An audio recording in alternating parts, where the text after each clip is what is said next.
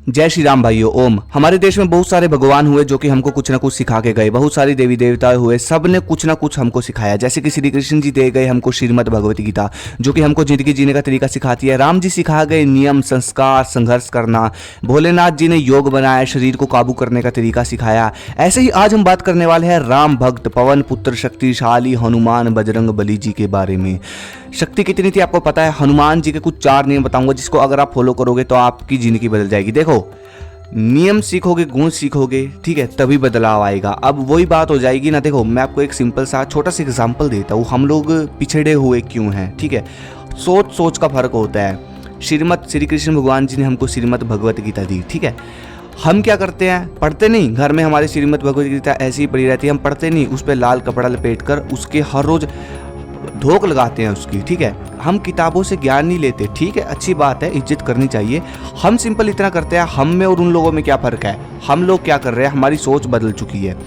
हम लोग क्या करते हैं? श्रीमद् भगवत गीता को रखेंगे और हर रोज़ उस पर दिया जलाएंगे, पढ़ेंगे नहीं। लेकिन फ़ॉरेन में क्या हो रहा है? दूसरे देश जो इजराइल, अमेरिका, ये क्या कर रहे हैं? स्टडी करते हैं हमारी श्रीमद् भगवत गीता पे और ग्रंथों पे, वेदों पे स्टडी करते हैं। और आज देखो ये कहाँ से कहाँ है।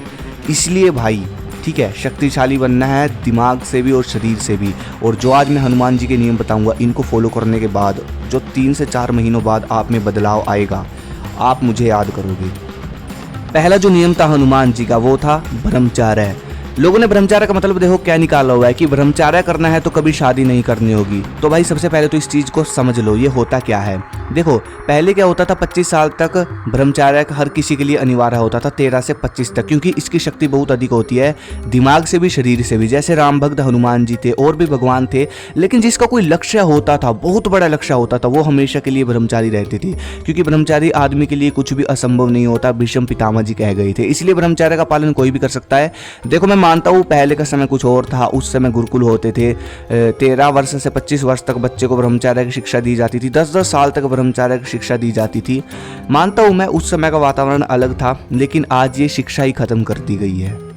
और किन लोगों ने की आपको पता ही है, ठीक है। उन लोगों ने शिक्षा ही खत्म कर दी, क्योंकि उन लोगों को पता है यहाँ पर कभी शिवाजी महाराज, महाराणा प्रताप, चंद्रशेखर आज़ाद और भगत सिंह, राम प्रसाद बिस्मिल जैसे महान क्रांतिकारी पैदा होते हैं इस शिक्षा से। उन लोगों को पता था, इसलिए उन लोगों ने शिक्षा ही खत्म कर दी गई है। और आप समझदार हो कि इन लोगों ने की है।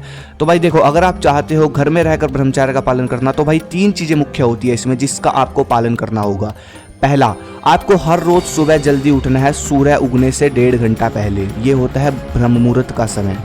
दूसरा, सुबह उठकर आपको प्राणायाम और ध्यान करना है। कुंभक प्राणायाम कर सकते हो, ध्यान कर सकते हो। और अगर आप सुबह वर्कआउट करते हो तो वर्कआउट से पहले करना है, बाद में नहीं करना।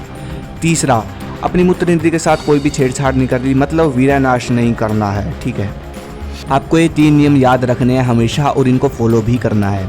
हनुमान जी का जो दूसरा नियम था वो था भक्ति। जैसे कि आप जानते हो हनुमान जी श्री राम जी के भक्त थे, तो उनकी भक्ति, वो श्री राम जी की भक्ति ध्यान किया करते थे।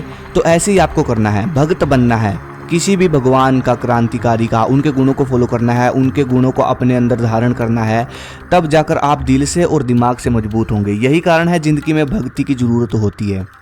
हनुमान जी का जो तीसरा नियम था जो सीखने को मिलता है, वो है शरीर निर्माण, शरीर की मजबूती। शरीर को मजबूत करो। आपको अपने शरीर को हमेशा मजबूत रखना है युद्ध के लिए। शरीर निर्माण के लिए दंड लगाने होते हैं, जैसे कि हनुमान दंड, साधारण दंड, ये सब दंड लगाओ। अगर जिम करते हो फिर भी लगाओ, क्योंकि भाई हमारे जो भारतीय दंड है ना, इसका मुकाबला, देखो मैं गलत नहीं बोलूँगा किसी भी मतलब वर्कआउट को, इसका मुकाबला कोई नहीं कर सकता यार, मैं तो सीधा बोलता हूँ, ठीक है। जो हमारे भारतीय दंड है, ताकत आपको इन भारतीय दंडों से ही मिलेगी, वो आपको किसी और चीज़ से नहीं मिलेगी। ये दंड आपके पूरे शरीर को लोहा बना देंगे, मेरी ये बात याद रखना। चौथा नियम, देसी खुराक। जैसे कि हनुमान जी चूरमा खाते थे, जो कि देसी घी, गुड़, इन सब का बनता है, राइट। इसी तरह हमको अपने भगवानों की जो खुराक है उसके आधार पर चलना चाहिए।